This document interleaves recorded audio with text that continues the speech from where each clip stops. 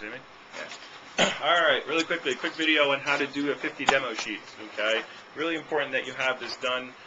It should be in the back of your blue book, so you do not lose it, or you should staple it into the back flap of your recommendation binder, okay? So one of those two places this should be. It's really important that you have this sheet, that you do not lose this sheet, because what happens is when you guys fill out presentation reports, you turn those in, so you don't have those anymore. So we're not going to go through all the presentation reports to figure out your stats. It's very important as a salesperson and as a business owner that you know your statistics. Okay, so here's how it works. So you have first thing you see is customer name. You write the customer's name. So you do this at the end. If you notice on your schedules, it says a work week. Okay, what do you do during a work week? Okay, well one of the things, a work day.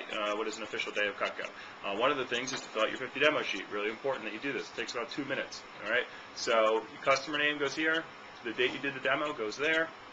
Your CPO, okay, goes here. Okay, as far as CPO.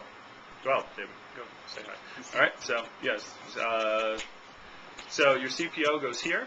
Okay, as far as the CPO for that demo, all right, which again, CPO, if you don't know how to calculate CPO, watch the video on how to calculate CPO, which I will do later. Okay, so your CPO goes here for that demo. Then your CPO to date goes here. The CPO to date is a running total of all your CPOs. Okay, so if you had 2 sales for $100, your first one, it was your first 2 demos. Your first one would say CPO 100, CPO to date 100. Your second one would say CPO 100, CPO to date 200. All right, so it's a running total of all your CPOs. If you had a no sale in the next one, you would put CPO 0, CPO to date 200.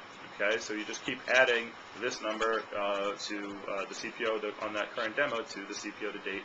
That's a running total. Okay. Now it says names, recs, and names to date. Recs are not as important about, are not really that important right now. Just let's worry about names and names to date. Okay, so names are when the person gives you a name and a phone number. They say, here's a name, here's a phone number, and you can call these people. It's like a lead. We call names and leads are the same word. Okay, so how many leads did you get? How many names did you get? Same thing. Okay, sometimes we make recs name on this for this sheet names. Okay, name and phone number. All right, so customer gave me 10, and then names to date, same thing. All right, so customer gave me 10 names, I have 10 names to date. Next customer gave me 10 names, I get 20 names to date. All right, next one gave me 3, I have 23 names to date.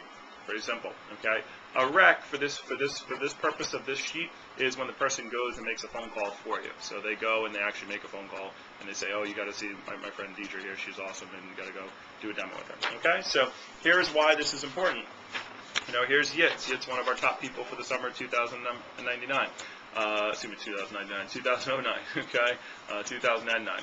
So you see Yitz is first, so now I can go back and I can look by using this, I can see his whole first 50 demos, okay, and then I can track because there's demo date, so I know he did 1, 2, 3, 4, 5 demos on his first Sunday with us. Now Yitz is Jewish, so his first Sunday, he didn't do demos on Saturday because he had training on Sunday. So he did 5 demos. His first sale was $873. So his CPO to date was $873. And the second sale was, I can't even read that.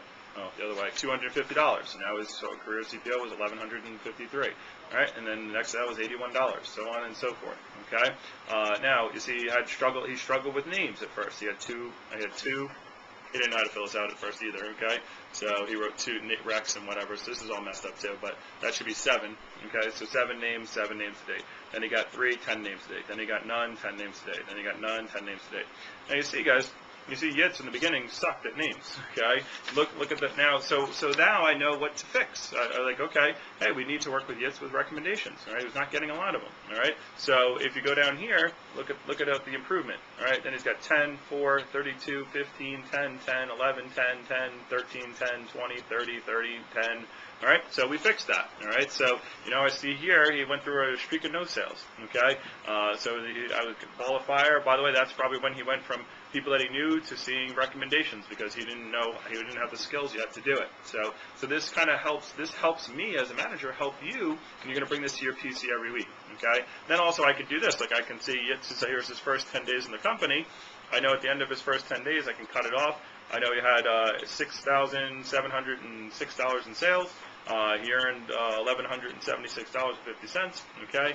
And I know he, trying to read it here through the paper. whatever, okay? Had some phone orders, but I can know his closing, I know his average order. I can actually take this and I can count up how many no sales he had, and I can figure out his average order if I wanted to. I can figure out also his closing ratio here. I can figure out what he's averaging. Actually, I can figure that right now. 153 recommendations divided by 34 appointments.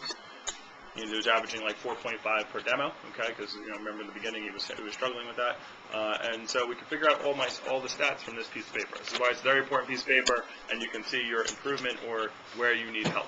All right, everybody understand this paper? Beautiful. Use it. Bring it to every piece of it.